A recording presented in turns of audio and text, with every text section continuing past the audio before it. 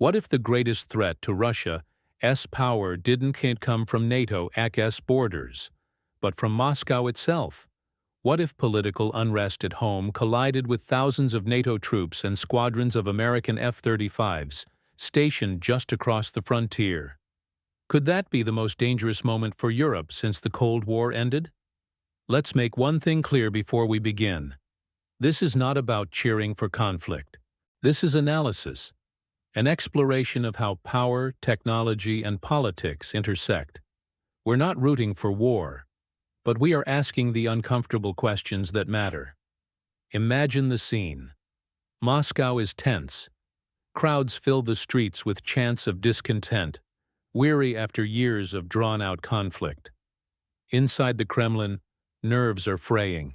At the very same time, NATO moves 19,000 elite troops into Latvia, rolling Abrams tanks across muddy fields, while the skies above roar with the stealthy whisper of America's F-35 Lightning II.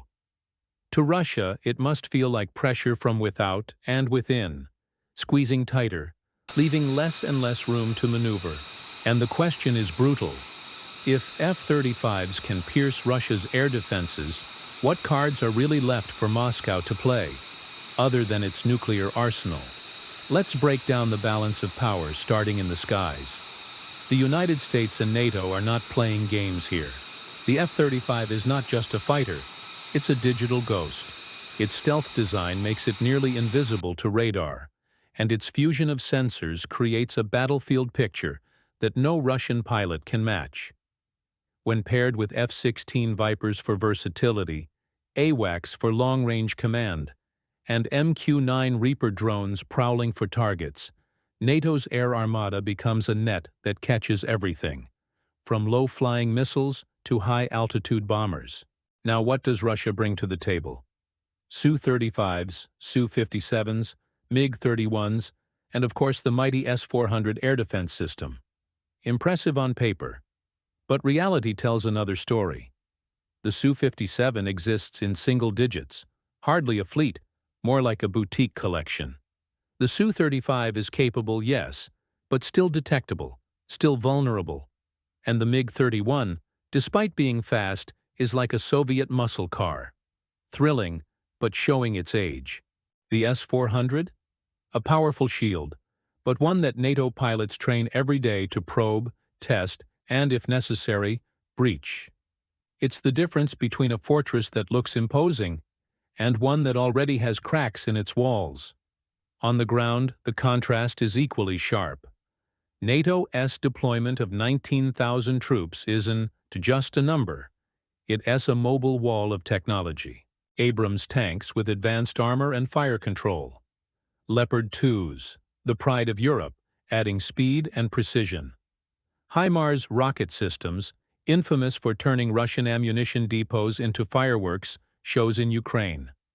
Every soldier moves within a web of logistics and supply that only NATO can deliver across continents. Russia counters with numbers, larger infantry formations, T-90M tanks, self-propelled artillery. But here's the problem. Those forces are stretched thin. Ukraine, Belarus, the Caucasus, everywhere at once, but never concentrated.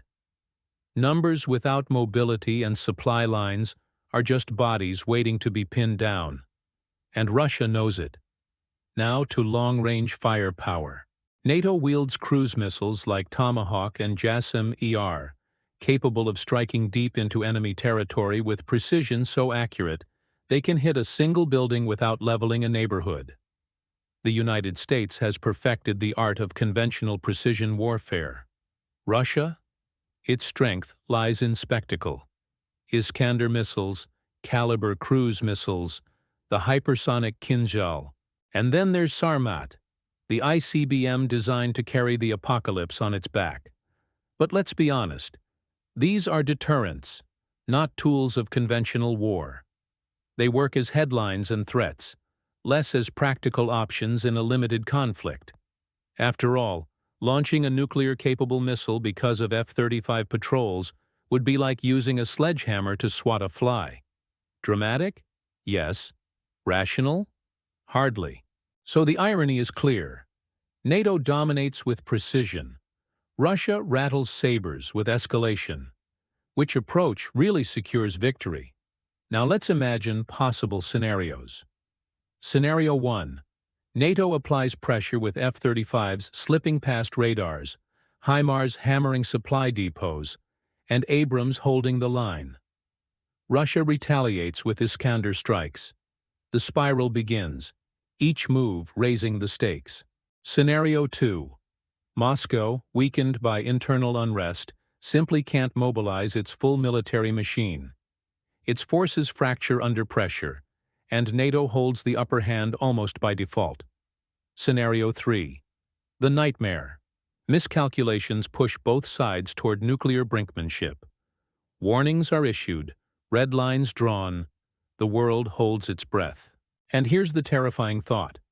When unrest shakes a capital, does rational decision-making survive? Or does panic drive the trigger finger? The truth is that this hypothetical clash is more than just a military standoff. It's psychological. It's political. NATO shows unity, strength, and readiness.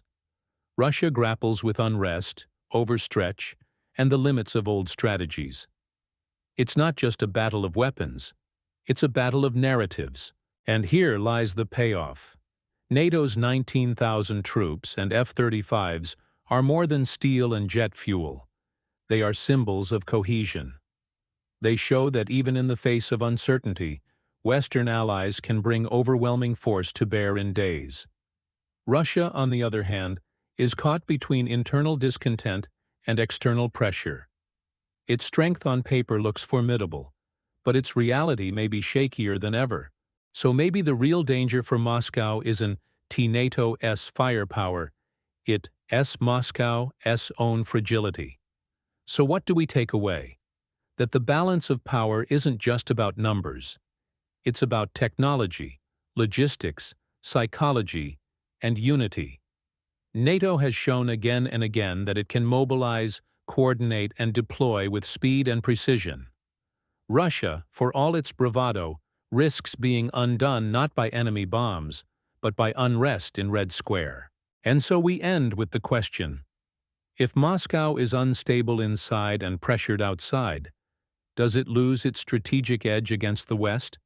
Or is the world entering a phase where even small sparks could set off fires none of us are ready to fight? What do you think? Is NATO's deployment of F-35s and elite troops the ultimate show of deterrence, or a step too close to the edge? Share your thoughts in the comments below. And if you want to keep exploring the razor's edge of modern power, don't forget to like, subscribe, and stay with Novastra Defense, where we break down the moves that shape tomorrow's world. Because in the end, this isn't just about jets and tanks. It's about the delicate balance of a world where one capital's weakness could become everyone's crisis.